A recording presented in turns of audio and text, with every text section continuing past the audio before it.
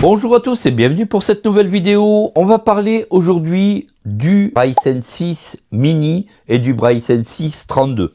Tout simplement, ce mini bloc-notes est capable de faire aujourd'hui de la dictée vocale et est capable de se rendre intelligent avec ChatGPT, donc tout simplement le nouvel assistant vocal de chez OpenAI. Pourquoi utiliser un bloc-notes comme celui-ci avec de l'intelligence artificielle? Pourquoi utiliser la dictée vocale? Eh bien, lorsque vous êtes en apprentissage de braille, ça peut être très utile. Si vous n'êtes pas à l'aise avec le clavier Perkins, tout simplement, vous allez pouvoir dicter à partir de l'application éditeur. Vous allez pouvoir dicter à la voix votre texte grâce à la dictée vocale, grâce à la reconnaissance vocale, et ensuite vous allez pouvoir vous relire directement sur la petite barrette braille qui se trouve ici de 20 caractères.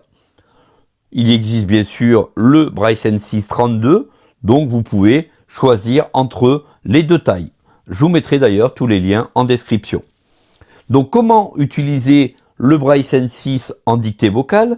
Il va falloir dans un premier temps se positionner sur l'application éditeur qui est la deuxième application à partir du menu gestionnaire de fichiers qui est le premier menu. Gestionnaire de fichiers, F. Ici je vais faire une fois espace. Éditeur de texte, W. Éditeur de texte, je fais entrée. Donc je valide avec le point 8 pour entrer à l'intérieur. Début du document. Et mon Braille Sense 6 Mini me dit début de document. Ici, tout simplement, pour pouvoir lancer la dictée vocale, la touche de raccourci, la touche F4 qui se trouve ici, plus la lettre D. Ce qui est intéressant ici, c'est que vous allez pouvoir dicter un document avec les ponctuations, les sauts de ligne. Attention, bien penser ce que vous devez dire avant de lancer la dictée vocale, puisque si la dictée vocale ne vous entend plus à peu près une demi-seconde, la dictée s'arrêtera automatiquement. Donc, on va tout simplement appuyer sur D et F4. Démarrer. Bonjour, virgule, à la ligne. J'aimerais te dire que demain, nous allons nous promener. J'aimerais t'inviter à venir avec nous. Bonjour, j'aimerais te dire que demain nous allons nous promener. Je trouve cette mise à jour vraiment très intéressante par rapport à la dictée vocale, puisque pour les personnes ayant un peu de difficulté avec le clavier Perkins, et ceci est vraiment très rapide. Démarrer. Merci de m'avoir écouté et surtout n'hésitez pas de vous abonner sur la chaîne pour continuer à suivre les prochaines vidéos sur la chaîne YouTube. Merci de m'avoir écouté et surtout n'hésitez pas de vous abonner sur la chaîne pour continuer à suivre les prochaines vidéos sur la chaîne YouTube. Voilà, comme vous pouvez voir, vraiment, la dictée vocale est top. Passons maintenant au sujet très intéressant, l'intelligence artificielle. L'intelligence artificielle, comme vous savez, est partout. Et on la retrouve maintenant dans nos blocs-notes braille. Et ça, c'est vraiment super génial. On va fermer le document. Document docs enregistré, oui, bouton d'invite. Et on va dire non. Non, bouton d'invite. Éditeur de texte, W. Donc, pour aller sur ChatGPT, alors, avec cette mise à jour, normalement, IMS avait intégré le Braille Sense ChatGPT directement dans l'appareil avec cette mise à jour. Étant donné que l'application est sortie, aucun besoin d'utiliser l'application intégrée, puisque en plus, il faut posséder une clé API, ce que tout le monde n'a pas forcément. Grâce à l'application que vous allez aller télécharger sur l'App Store ou sur le Play Store, que vous irez télécharger sur le Play Store, eh bien, vous allez pouvoir utiliser ChatGPT sur votre bloc-notes. Et ça, c'est vraiment génial.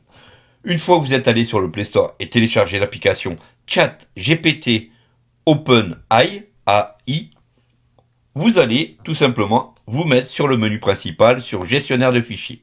Gestionnaire de fichiers, F. On va taper la lettre A. Agenda toutes les applications. On arrive dans le dossier de toutes les applications et on va taper C. ChatGPT toutes les applications. On arrive sur ChatGPT, toutes les applications, je valide. Braille, chat, bouton menu appuyé sur D pour activer. J'ai maintenant mon ChatGPT de lancer. Soit je peux passer par la zone d'édition, tout simplement je tabule. Bouton GT plus appuyé sur D pour activer. Bouton désactivé, Start New Chat désactivé. Alors souvenez-vous, pour tabuler, on appuie sur la touche F3. Bouton et 10 menus appuyé sur D pour activer. Zone de modification, message. Donc ici j'ai zone de notification message. Je viens d'activer tout simplement la zone d'édition en validant sur un curseur routine. À cet endroit, je pourrais lui écrire ce que je désire, mais j'aimerais plutôt passer par le ChatGPT Voice, ce qui va vous permettre tout simplement de discuter avec votre bloc-notes comme si c'était devenu votre copain. Je vous montre tout de suite cela. Bouton dictation, appuyez sur D pour activer. Bouton Start a Voice Conversation, appuyez sur D pour activer. Donc, je me suis mis sur bouton Start Conversation Voice et me dit d'appuyer sur Entrée. Écoutez ce qui va se passer, c'est vraiment énorme. Donne-moi une idée pour une vidéo sur un bloc-notes braille pour les personnes en situation de handicap visuel.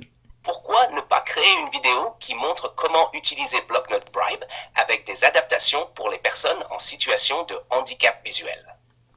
Vous pourriez expliquer, étape par étape, comment naviguer dans l'interface avec des outils d'accessibilité comme la synthèse vocale ou les lecteurs d'écran et montrer comment cela peut faciliter l'accès aux informations et aux services pour les personnes aveugles ou malvoyantes.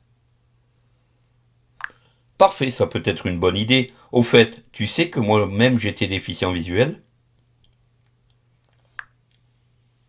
Vraiment? C'est intéressant à savoir. Comment cela a-t-il influencé votre vie et vos expériences? Au début, ça a été très compliqué. Après, je me suis habitué. Maintenant, j'ai appris le braille et je sais me servir de bloc-notes.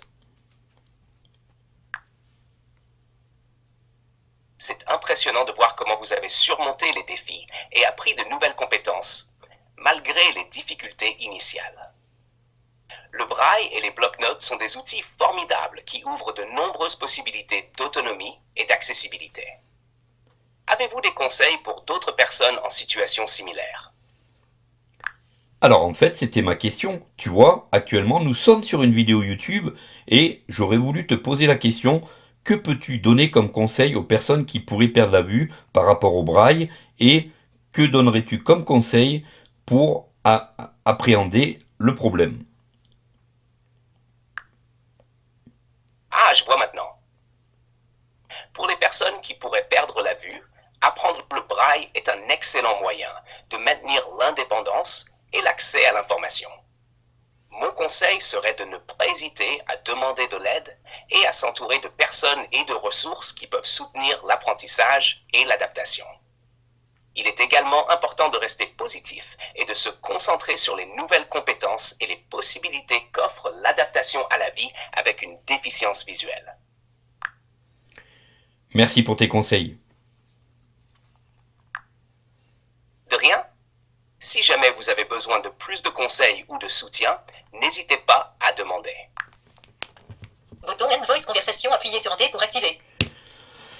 Ici, j'ai fait donc bouton End Voice. J'ai arrêté donc le ChatGPT Voice pour finir cette vidéo.